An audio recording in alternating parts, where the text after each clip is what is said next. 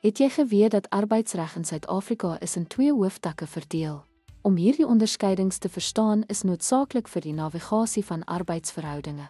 Kom ons ondersoek wat individuele en kollektiewe arbeidswette behels en waarom hulle saak maak.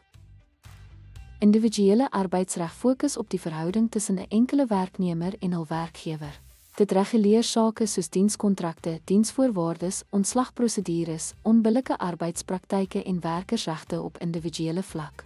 Voorbeelde sluit in regulasies rakende salarisse, werksure, verlof en beskerming teen onbillike ontslag. Aan die ander kant handel kollektiewe arbeidsreg oor die regte en verpligtinge van groepe werkers en werkgewers. Dit fokus op aktiwiteite soos kollektiewe bedinging, vakbondvorming, arbeidsaksie, soos stakings en uitsluitings, en onderhandelinge op sektorale of nasionale vlak.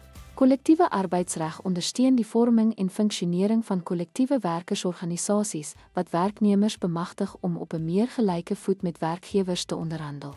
Die belangrikste verskil lê in die betrokke onderwerpe. Individuele arbeidsreg het betrekking op 'n enkele diensverhouding, terwyl kollektiewe arbeidsreg betrekking het op groepe werkers wat gesamentlik optree. Ten slotte, terwyl individuele arbeidsreg die regte van enkele werknemers in hul persoonlike diensverhoudinge beskerm, reguleer kollektiewe arbeidsreg die breër kollektiewe interaksies tussen groepe werknemers en werkgewers.